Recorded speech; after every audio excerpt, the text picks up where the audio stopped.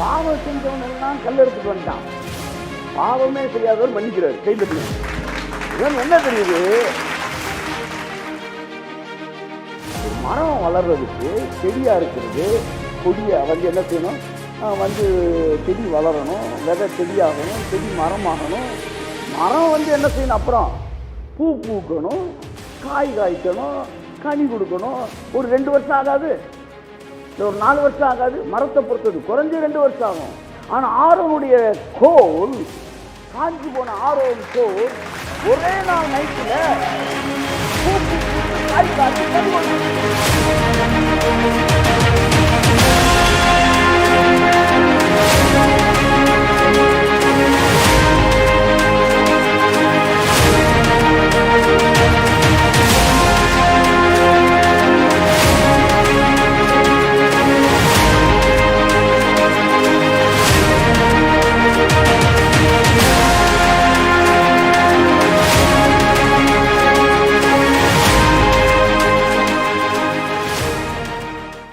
தேவனுடைய பிரசன்னம் என்பது தேவனை உணர்கிற ஒரு இடம். ஆலயம் என்பது it's not the place to watch something, it's the place to experience something. அது தேவனோடு பேசுகிற இடம். ஆகவே நீங்கள் அமர்ந்திருக்கும் போது தேவனோடு பேசிக்கொண்டு அமர்ந்திருங்கள். தேவனுடைய பிரசன்னத்தை அனுபவித்தவர்களாய் அமர்ந்திருங்கள். அப்பொழுது தேவனுடைய மகிமையின் மேகம் உங்களை மூடிக்கொள்ளும். அந்த மேகத்திலிருந்து ஒரு சத்தம் புறப்பட்டு வந்து உங்களோடு கூட பேசும். ஆகவே அன்புக்குரியவர்களே, அந்த மேகத்தோடு இணைக்கப்பட்டவர்களாய் அமர்ந்திருங்கள். தேவனுடைய சமூகம் பாருங்க, ஆராதனையில் கலந்து கொள்ளும்படி வந்திருக்கிறோம். பூசை பார்க்க போறேன் அப்படின்னு வாங்க பார்த்தீங்களா, பூசை பார்க்கறது கிடையாது. நான் பெண்டிகாஸ்ட் இப்போ என்ன சொல்லுவாங்க, ஆராதனையில் கலந்துக்க போகிறோம். கை தட்டுங்க, கலந்துக்க. ஆமாம், பார்க்க போகக்கூடாது. என்ன செய்யணும், கலந்துக்க போகிறோம். அப்பாவோட பேசுறதுக்கு வந்திருக்கோம். ஹல்லேலூயா. இந்த வார்த்தையை பிடிக்க மாட்டேங்குது, அப்படியே அலக்கழிக்குது. கிருபைனாலே ஒருத்தன் வந்து சொன்னான் பாருங்க, ஆண்டவரே நான் வாரத்தில் 2 தரம் உபவாசிக்கிறேன். வாழைப்பழத்தை சொல்லுங்க, முடிங்க, உரிச்சு வச்சிருக்கு. உபவாசம்னு நெஞ்சில் அடிச்சுக்கிறாத. உன் உபவாசத்தை பெருமையா பேசாத. வாழைப்பழத்தை சொல்லுங்க, உரிச்சு வச்சிருக்கு. தலை சரியா இருந்தா தானே வந்து வால் சரியா இருக்கும். தலையே உபவாசம் பேசினா. ஒரு பையன் வந்து கிளாஸ்ல வந்து யூனிவர்சிட்டின்னு சொல்றானா, யூனிவர்சிட்டின்னு இருக்கான். யூனிவர்சிட்டிடா, யூனிவர்சிட்டின்னு இருக்கான். இப்போ உங்க அப்பா கூட்டுவான்னு சொல்லி அவனை கூப்பிட்டு வந்து, என்னங்க யூனிவர்சிட்டினா யூனிவர்சிட்டின்றான் அப்படின்னு இருக்கு அந்த வாத்தியார். அவங்க அப்பா சொல்லியிருக்காரு, சார் அவன் கப்பா குட்டி அவ்வளவுதான் சார்.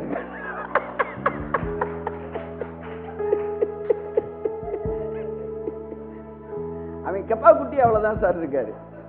அப்புறம் தான் தெரிஞ்சிருக்கு, பிள்ளைய உபவாசம் நெஞ்சில் அடிச்சுக்கிட்டு இருக்குன்னா தலையே அப்படிதான் அடிச்சுக்கிட்டு இருக்கு. முன்னாடி நின்று நான் 2 தடவை உபவாசிக்கிறேன். பின்னாடி ஒருத்தர் நின்றான். நான் என்று சொல்ல எனக்கென்றும் இல்லை, திறமன்னு சொல்ல என்னிடம் எதுவும் இல்லை. கையொட்டே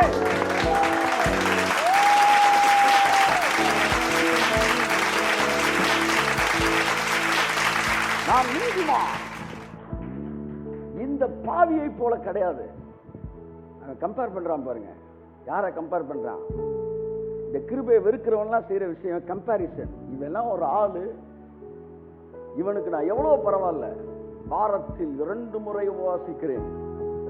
அப்படியே பார்த்துக்கிட்டு இருக்காரு. இவன் இங்க இருக்கிறான்,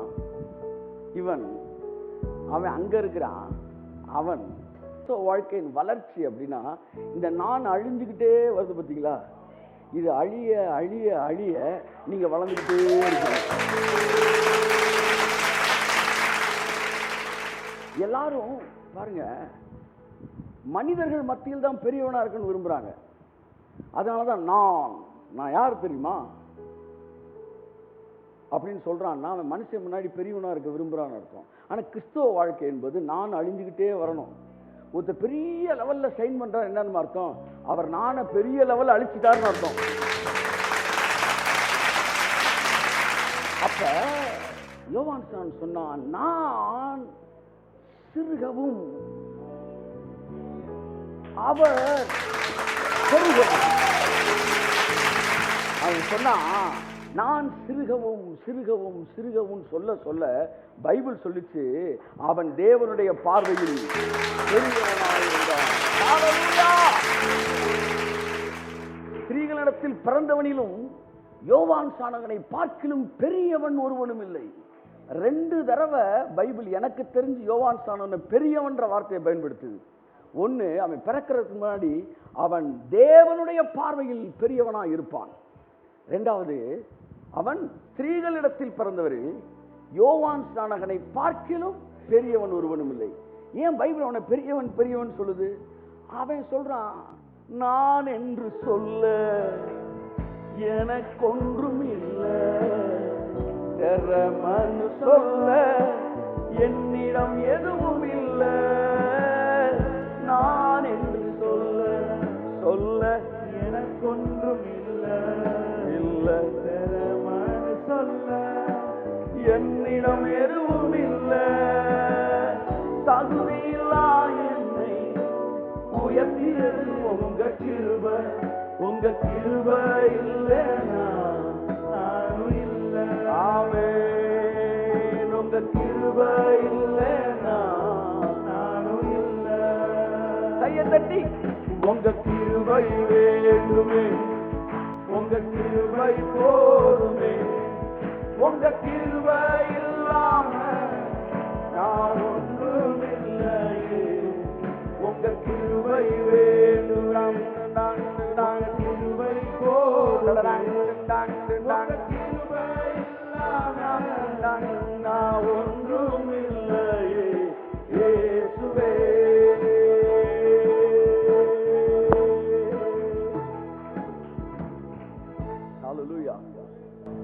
சோ பிரமாணத்தின் கீழே இருக்கிறவர்களுக்கு பிடிக்காத ஒரு வார்த்தை கிருபை. அவங்க பார்வையில் கிருபன் ஒருத்தன் பேசிட்டா அவன் பாவி. எப்படி கிருபன் பேசிட்டா பாவியா தாண்டே இருக்கணும் அப்படின்னு ஒரு பிக்சர். ஏன்னா என்ன ஒரு பெரிய விஷயம்னா, பாவம் செஞ்சவன் எல்லாம் கல் எடுத்துட்டு வந்துட்டான், பாவமே செய்யாதவர் மன்னிக்கிறாரு. கை தட்டுங்க. என்ன தெரியுது? ஒருத்தனை மன்னிக்கிறதுக்கு மனசு இருக்குன்னா அவன் நிறைய பெரிய அளவுல பாவம் செய்யாதவன்னு அர்த்தம். ஒருத்தன் பனிஷ்மெண்ட்டுக்கு பயங்கரமா இருக்கானா அவன் அந்த பாவத்துல ரொம்ப ஆசையா செஞ்சுக்கிட்டு இருக்கான்னு அர்த்தம்.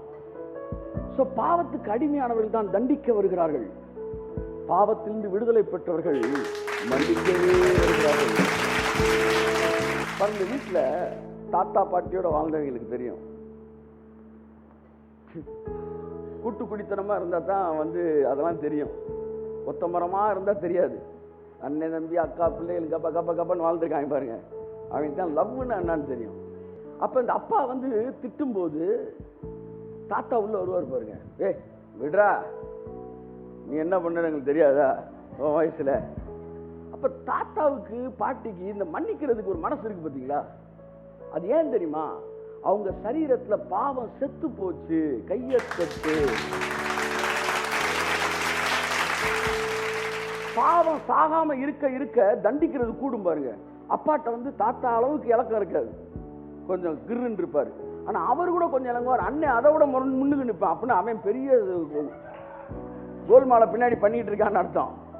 இப்ப இந்த முண்டிக்கிட்டு நிக்கிறவங்க யாருன்னா பெரிய லெவல்ல சீக்கிரட்டா சின் செஞ்சுக்கிட்டு பாவம் செஞ்சுக்கிட்டு இருக்கிறவங்க.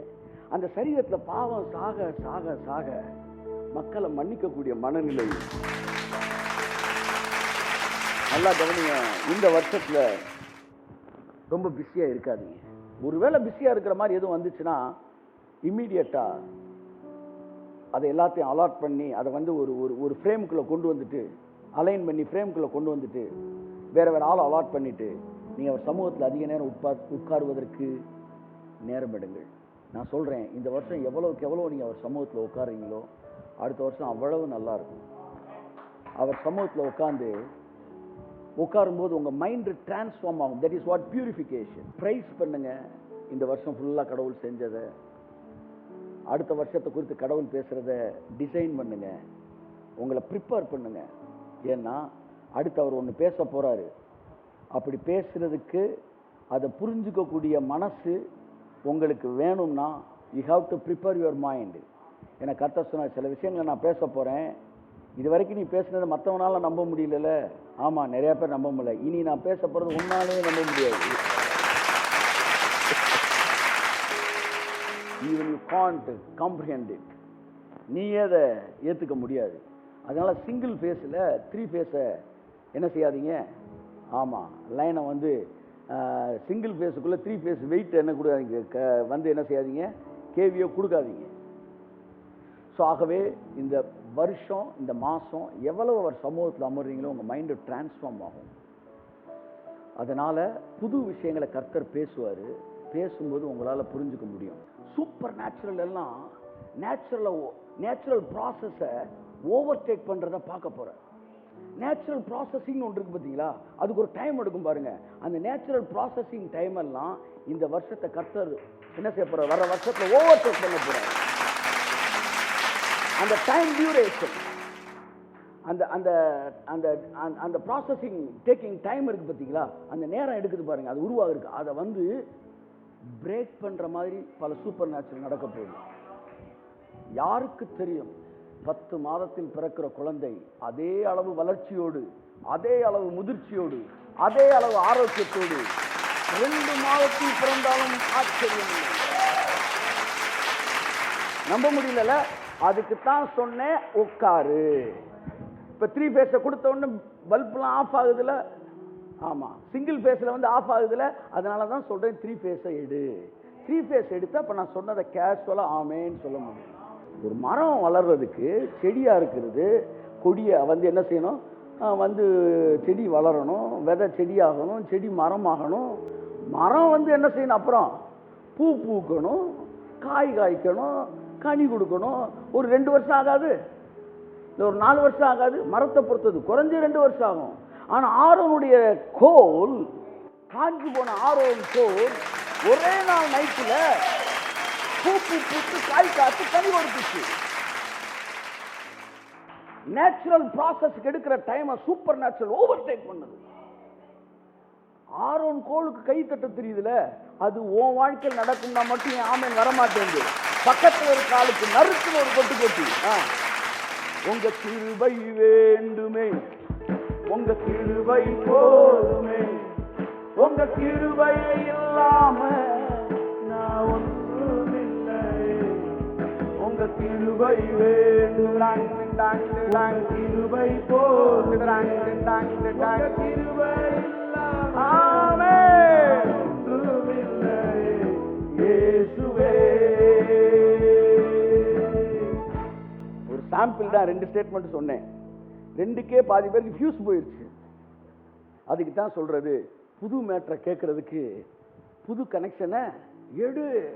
இங்க பாருங்க, ஹை ஸ்பீட் இன்டர்நெட் கனெக்ஷன் வாங்கிட்டீங்கன்னா டக்கு டக்கு டக்கு டவுன்லோட் ஆகும்.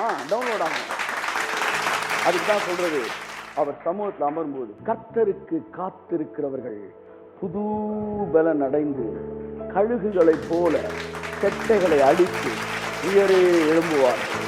எல்லாரும் நடக்கிற வருஷம் தான் என் சமூகத்தில் அமர்ந்திருக்கிறவன் பறக்கிற வருஷம். இந்த வருஷம், இந்த மாசத்துல நீ அவர் சமூகத்தில் அமர்ந்திருக்கும் போது உன்னுடைய பழைய சிறகுகள் எல்லாம் உதிர்ந்து, பழைய வெளிப்பாடுகள் எல்லாம் உதிர்ந்து, பழைய அண்டர்ஸ்டாண்டிங் எல்லாம் உதிர்ந்து, பழைய துருத்தி எல்லாம் போய் கர்த்தர் உன் இருதயத்தை புது துருத்தியா மாற்றுவார். அந்த புது துருத்தி என்ன ஆகும்னா, புது ரசத்தை அப்படியே பெருசாகும் போது எக்ஸ்பேண்ட் ஆகும். புது ரசம் எப்பவுமே என்ன செய்யும், புஷ்ஷுன்னு ஆகும். புது ரசம் என்ன செய்யும், ரசம்னா மிளகு ரசம் அல்ல, ரசம் என்பது திராட்சை ரசம். புரியலன்னா மாவு, நைட்டு சட்டி போட்ட மாவு அது புளிச்ச உடனே எப்படி ஆயிருது, முழு சட்டியா மாறிடுது. திராட்சை ரசம் அப்படித்தான், ரெவலேஷன் அப்படித்தான். புது ரெவலேஷன் எப்பவுமே எக்ஸ்பேண்ட் ஆகும். பழைய மண்டையில, பழைய இருதயத்துல, பழைய துருத்தியில அது ஏற்கனவே வீங்கி வந்து பழைய டயர் மாதிரி இருக்கு, பட்டனே காணோம். அது 7 o'clock போட்டு சேவ் பண்ண மாதிரி வீங்கி போய் வந்து இருக்கு. இதுல போய் புது ரசத்தை ஊத்துனா கிழிஞ்சிரும். எல்லாம் சொல்லுங்க. அப்ப என்ன செய்யணும்? ஒவ்வொரு வருஷமும் வண்டிக்கு நீ டயரை மாத்த தெரிஞ்ச உனக்கு புது ரசத்துக்கு துருத்தியம். உங்க கிருபை வேண்டுமே, உங்க கிருபை போதுமே, உங்க கிருபை இல்லாம அவர் சமூகத்தில் அமரும் போது உங்க மைண்ட் டிரான்ஸ்ஃபார்ம் ஆகிறது. ஆமென். உங்கள் இருதயத்தில் புது துருத்தி மாற்றப்படுகிறது. புதிய வெளிப்பாடுகளை அங்கீகரிக்கத்தக்கதாய் உங்கள் மனது மாறுகிறது. இயேசுவே.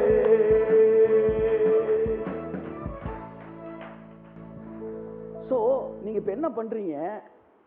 டயரை மாத்தினா அடுத்து ஒரு 5000 கிலோமீட்டருக்கு அந்த டயர் என்ன செய்யும்?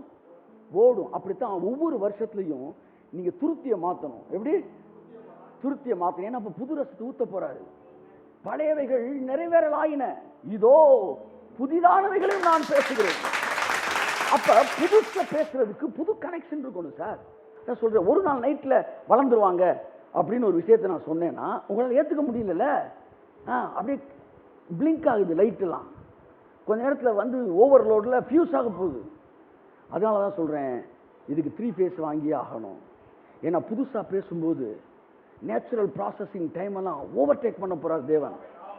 ஒரு பிசினஸ் பண்ண ஆட்கள் முடிச்சுக்கிறேன்.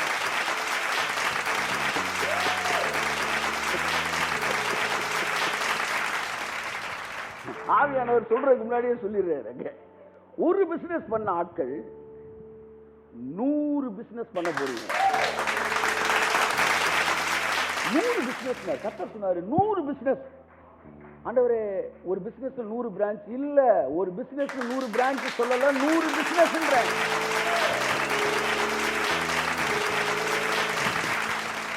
ஆண்டவரே, whether my brain is capable to do it.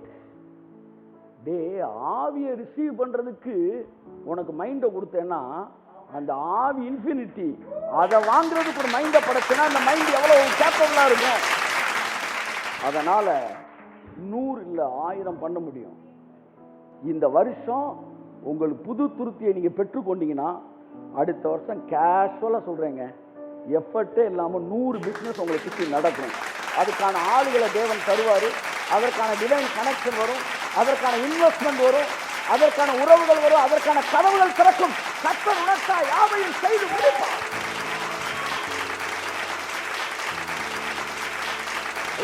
supernatural growth. ஆமா, எனக்கு ட்ரெய்லர் காமிச்சிட்டாரு கர்த்தர். அப்ப தெரிஞ்சு அடுத்த வருஷம் இதெல்லாம் நடக்க போகுது. ஹீரோ யாரு, வில்லன் யாரு, என்ன பண்றாங்க, என்ன நடக்க போகுது, எல்லாம் அப்படியே தெரியும் உங்களுக்கு. என் அன்புக்குரியவர்களே, அவருடைய சமூகத்தில் அமர்ந்திருக்கக்கூடிய ஒரு வேலை எந்த மாசத்துல ரொம்ப அதிகமா முக்கியமா இருக்கணும்னா டிசம்பர் மாசம். ஏன்னா ஒரு புதிதான ஒரு வருஷத்துக்குள்ள உலகத்துக்குள்ள நுழைய போறீங்க. அதை குறித்த கிறிஸ்டல் கிளியரா உங்கள்கிட்ட பேசுவார். வரும் காரியங்களை என்னிடத்தில் கேளுங்கள். எப்படி வார்த்தை பாருங்க, கேளுங்கன்றாரு. நானே உங்களுக்கு எல்லாவற்றையும் ஆதி முதற்கொண்டு அந்தம் வரைக்கும் சகலத்தையும் என்ன செய்றேன், நான் அறிவிக்கிறேன். கர்த்தர் எல்லாத்தையும் நமக்கு அறிவிக்கிறாராம். ஒரு காரியத்தின் முதல் முடிவிலிருந்து அது துவக்கத்தை அறிவிக்கிறாராம். ஆகவே ஒரு குருடனாய் வருகிற வருஷத்துல நம்ம நுழையக்கூடாது. தெளிவான ஒரு மனதோடு நுழையணும். அதற்கு என்ன செய்யணும்? அவருடைய சமூகத்தில் அமர்ந்துருங்க. இந்த மாதம் காத்திருக்கிற மாதம். கழுகு என்ன செய்யும்? அது போய் காத்திருக்குமா, இருந்து தான் மேல இருக்க அந்த இறகுகள் எல்லாம் என்ன செஞ்சிடும், அது ரொம்ப வருஷம் 40 வருஷத்துக்கிட்ட யூஸ் ஆகிருக்கும், பல வருஷம் யூஸ் ஆகிருக்கும். அந்த இறகெல்லாம் ஒவ்வொன்றா கொத்தி கொத்தி கொத்தி கொத்தி கொத்தி எல்லா இறகையும் உதுத்துருமா. சொல்லுங்க, பழைய ரெவலேஷன் எல்லாம் தப்புன்னு சொல்லலை, ஆனால் புதுசு வேணும்னா பழையன கழிதலும் புதியன புகுதலும் என்றான் பாரதி. என் அன்புக்குரியவர்களே, இன்னைக்கு கூட பார்த்தோம், புதிதானவைகளை நான் உங்களுக்கு அறிவிக்கிறேன். அப்ப இந்த கழுகு எல்லாத்தையும் கொத்தி போட்டு அழகையும் உடைச்சிட்டு முழுசா வந்து உடம்புல ஒரு இறக்கையும் இல்லாம நிக்குமா. வெயிட் பண்ணிட்டே இருக்கும் பாருங்க. வயசான பிறகு அதனுடைய ஸ்ட்ரென்த் எல்லாம் குறையும் போது எல்லாத்தையும் தட்டிட்டு உட்காருமா. இது உட்கார்ந்துருக்க நேரம் காக்காவும் குருவி அங்கிட்டு அப்படின்னு ஷாப்பிங் அங்கிட்டு பறந்துகிட்டு இருக்கும். இன்னொரு குருவி அங்கிட்டு ஃபுல்லா பிஸியில போயிட்டு இருப்பாங்க. உடனே என்ன எல்லாம் பிஸியா இருக்கிறாங்க, இது மட்டும் உட்காந்துருக்குன்னா அதெல்லாம் காக்கா. ஆனா கழுகுக்குள்ள அப்படியே முளைக்கும் பாருங்க இறங்குங்க. அடுத்து எடுத்து அப்படி அடுத்துச்சுன்னா 40 வருஷம் நெக்ஸ்ட் 40 இயர்ஸ் அந்த இளமையை மறுபடியும் தனிமையில் அழுத போது கேட்டிட யாரும் இல்லை, தள்ளாடி நடந்த போது தாங்கிட யாரும் இல்லை, தனிமையில் அழுத போது கேட்டிட யாரும். பாருங்க, வயசு கூட கூட இந்த ஸ்பிரிச்சுவல் மேனுக்கு, அந்த ஸ்பிரிட் மேனுக்கு இல்ல, அந்த ஸ்பிரிச்சுவல் லைஃப்ல இருக்கிற மனுஷனுக்கு வந்து ஃபெய்த் டம்மி ஆகும். பாருங்களேன், ஃபெய்த் குறையும், வீரம் குறையும், கர்த்தரை தாறுமாற நம்புற அந்த இளம் பிராயத்தின் விசுவாசம் இருக்குல்ல, அதெல்லாம் டம்மி ஆகும். அதனாலதான் ஒரு புது பிசினஸ் நீங்க தொடங்கும் போது அந்த பிசினஸ் ஏற்கனவே எக்ஸ்பீரியன்ஸ் கூப்பிடக்கூடாது. அவன் அதுல என்னென்னலாம் வந்து தோல்வி இருக்குன்னு மைண்டோட வருவான். அந்த பிசினஸே தெரியாதவனு உள்ள இறக்கணும், கைப்பற்றி. அதுங்க 1000 கனவுகளோட வருவான். ஸோ கடைசியா என்ன கண்டுபிடிச்சாங்கன்னா, பிசினஸ் வந்து நீங்க வந்து அதனுடைய பிசினஸ் உடைய டாக்டிக்ஸ் எல்லாம் பார்க்கும்போது எக்ஸ்பீரியன்ஸ் போடாதீங்கன்றாங்க. எக்ஸ்பீரியன்ஸ் போட்டு ஒரு வேலை பார்த்துருக்காங்க, எக்ஸ்பீரியன்ஸ் இல்லாதவனை போட்டிருக்காங்க. இந்த இல்லாதவன் செஞ்சான் பாருங்க, அவன் தான் டாப்ல வந்திருக்கிறான். ஏன்னா அவனுக்கு தோல்வினா என்னன்னு தெரியாது. நல்லா கவனிங்க, வயசு ஆக ஆக மனசுக்குள்ள அந்த வீரம், அந்த விசுவாசம், தாறுமாற கர்த்தரை நம்புறது, காட்டு மிராண்டி மாதிரி அவர் வல்லமை மேல நம்பிக்கை இருக்கிறது, இதெல்லாம் இளம் வயதுல தாவீதுக்கு இருந்துச்சு. ஒரு படையே அமைதியா இருக்கு, ஒரே ஒரு இளைஞன் உள்ள தவறான், சொல்றான், உம்மாலே நான் ஒரு சேனைக்குள் பாய்வேன். சேனைனா என்ன சார்? ஒரு 1,00,000 பேர் நின்றுட்டு இருப்பாங்க. அவன் சொல்றான், ஒருத்தன் பாய வேண்டாம், உம்மாலே நான் ஒரு மதிலை தாண்டுவேன். சவுல் நிக்கிறான் 6 அடிக்கு, மக்கள் நிக்கிறான் எல்லாம் 5.25 அடிக்கு, எல்லாம் வந்து தாறுமாறா நிக்கிறாங்க. ஒருத்தன் உள்ள குதிச்சு கோலியாத் என்கிற அரக்கனை ஏறக்குறைய 12 அடிக்கிட்ட 9 அங்குலத்துக்கு மேல இருந்தாங்க. சோ பாருங்க, 9 அங்கிட்டு ஒரு 4 15 அடி போஸ்ட் மரத்தை கொண்டு வந்து வாசல்ல நட்டுட்டாங்கடான்ற மாதிரி 15 அடியில நடந்துகிட்டு இருக்கிறான். அவனை 5 அடியில ஒரே ஆள் அடிச்சான். வெறி, விசுவாசம். கர்த்தர் இருக்கார கூட, டே போடா ஆண்டவனே நம்ம பக்கம் இருக்கான் அப்படி நடத்த. இதே தாவீது எல்லாம் சொல்லுங்க, இதே தாவீது ராஜாவான போது, பெலிஸ்தியர்களோடு படையெடுத்த போது எத்தனை பேர் நம்ம பக்கம் இருக்கான் என்றா அப்படின்றான். எதுக்குடா என்ற கர்த்தர் கேட்கிற, எதுக்கு என்ற இல்ல, அவங்க எவ்வளவு பேர் நம்ம எவ்வளவு பேர் பார்க்கணும்ல. டே நீ சிங்கண்டா, ஒரே ஆளா போய் அடிச்சு தகர்த்த நீயா கணக்கு பண்ற.